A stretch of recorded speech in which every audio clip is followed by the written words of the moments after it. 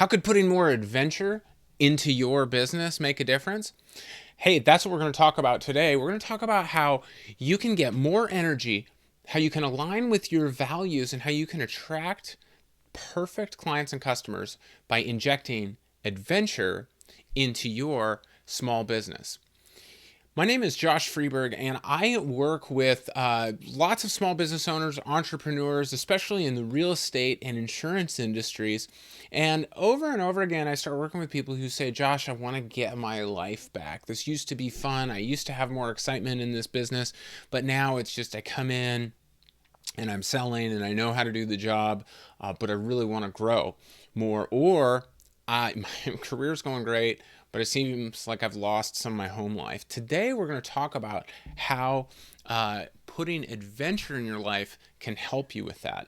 But hey, if you're interested in how maybe coaching could help you with your small business or with your entrepreneurship venture, reach out to me, give me a call, shoot me a text. Would love to see how I might be able to help you. Today, I want to really dive into this idea of how we can bring adventure back to our business. Now, listen, we're not going to all talk about, skydiving or, getting shot out of a cannon, anything like that. But strap in, because whatever it is that you really get excited about, the thing that you look forward to the most, I want to ask, why can't we tell that that's part of your business? In fact, let's reintroduce it into your business as a centerpiece, as a point that really defines you and sets you apart. Now, this is going to feel scary. That's why I call it an adventure, because it's going to feel like, am I getting too niche? Am I too narrow? Is this too obscure? And what most of my clients find is when they dive deep into who they are as a person, how they can bring their own uniqueness to their business, they actually start to get more energy out of it. I'll give you a great example. My friend Tiffany, when I met her, she had a great real estate business, but was a little bored with it, and it wasn't quite doing the production that she wanted it to do. She had all the right pieces, but it wasn't really attracting customers. Well, it turns out that Tiffany is really into two things. She's into kind of like prepping and survivalist stuff. So like everything from like processing her own meat and freeze drying food and storing food. And then also she really loves firearms. She's actually a firearms instructor, teaches women's firearms classes. She started diving into that. We kind of joke that she became the gun-toting real estate agent. Her business took off. And the clients that she's attracting, boy, she loves working with them, and her clients love her.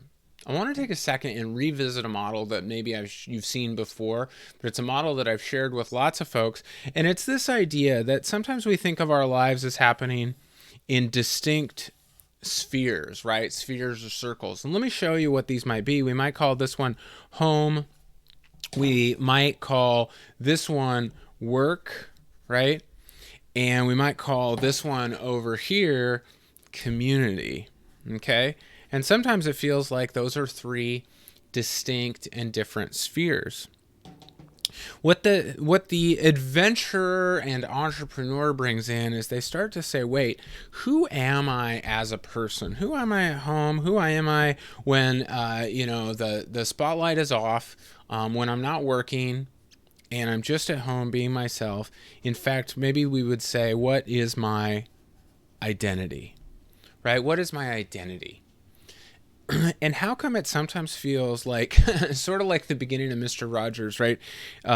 Neighborhood. Sometimes it feels like I take off one set of shoes and one jacket, right? And I put on a different set of shoes and a different sweater when I go between these two spheres. What we want to do is we actually want to bring these spheres closer and closer and grow this section, right? Where who we are at home and who we are at work is the same person. Right? This is really what integrity is. It's being the same person on, Friday night, on Monday morning, maybe on Sunday morning, right? Maybe on Saturday night.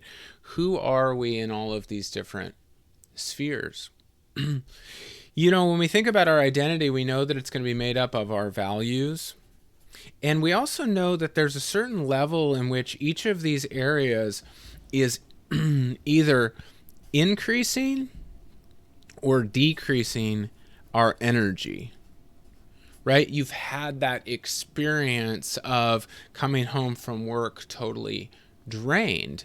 You've had that experience of leaving for work totally drained. But you maybe have had both the experience and the opposite, right? That you've left for work with lots of energy, and maybe you've come home with lots of excitement and energy, and so you can notice that. One of the ways that we can do that is we can make sure that our identity becomes part of our work. What is it that you're really into? What is it that gets you excited, right? Is it surfing? Is it fishing? Is it hiking? Is it scrapbooking? Like, I don't know what it is for you, but what is it that gets you most excited? When you can start putting that into your work day in and day out, one of the first things that it's going to do is it's going to give you energy, right? Your energy level is going to go through the roof because the thing that you previously used to escape from the doldrums of work, you now bring into work, and it actually becomes something that makes the work more energizing and makes you personally more energized. Why else is it valuable to do this, to bring adventure and identity in? Well, let's go to this thing called values. One of my favorite local businesses here in Tigard, Oregon, outside of Portland, is called Center Street Gold and Silver. Fabulous business. They've been doing it for decades. But you know what? One of the most interesting things is they have decided to align very closely with a charity that they care a lot about. It's actually a charity I care a lot about, and it's how I found out about their business. Was because they support something called Every Child Oregon. And Every Child Oregon works in supporting the foster care system, creating more foster families, supporting workers at the Department of Health and Human Services. Really fabulous charitable organization. Well, they have aligned their work with their charity work, right? Their paid work with their giving work. And guess what? Now all of a sudden it means not, oh, hey, I got to close early because I'm going to go volunteer at the mission and go volunteer here or there. But it's literally I'm at work and I'm doing altruistic work at the same time. I'm doing altruistic work and it's helping to fuel my business, which means, guess what? This isn't, people sometimes get this wrong. They think that this means like somehow they're being mercenary about their charitable giving. That's not it at all. What it allows is, I want you to think about this. It allows your giving to create more business, which allows you to give more, which allows you to create more business, which allows you to give more, which allows you to create more business. There's a fascinating thing that happens in this book by Adam Grant. It's called Give and Take. This is a great book to read. So he looks at 3 different groups of people: givers, matchers, and takers. And he says, who's most successful? And we'll just use business as a measure of success.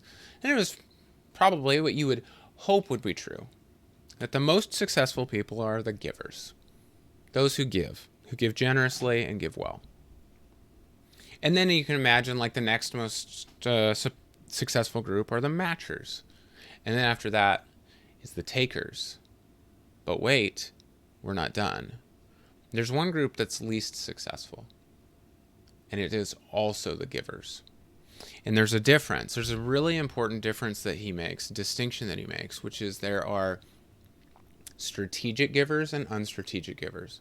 Unstrategic givers just give. Anybody who comes knocking, they give. Strategic givers give in ways that are sustainable, in ways that fuel them as well as those that they're giving to.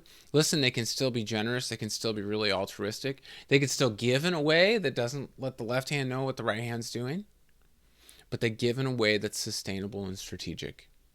And that's what allows people to be really successful and allows people to give really generously. So why is it, again, that we want to think about how we can introduce adventure into our business? And what I mean by that, again, is how we introduce our whole selves into our business, and not just, I'm going to be one person at home, I'm going to be a different person at work. No, we are going to learn how to be present at home, how to be productive at work, and how to be proactive in our community. And we learn to do that by integrating them into one cohesive whole. What is it that aligns with your values, gives you energy? Because here's the last thing that happens. You think about maybe you go kayaking with your community on the weekends and you decide, hey, I think I'm going to make this kayaking community a really important lever in my insurance business. Well, guess what? All of a sudden, you start attracting people who are just like you, people who can't wait to get out on a Saturday and go kayaking, people who are reading river water levels and who are watching the sunshine so that they know, boy, it's time to go kayaking. And then even when you're talking with them about insurance, you're talking about kayaking. This is an amazing opportunity for you to grow your business by also aligning it with who you are as a person. Bring adventure into your business. It will align with your values, give you more energy, and attract clients that you'll love to work with and who will love to work with you. If you'd like to know more about how we can do coaching or bring some of this to your sales organization or to your small business owners organization, I'd love to talk to you. You can reach out to me at theabundantagent.com/coaching or give me a call, shoot me a text.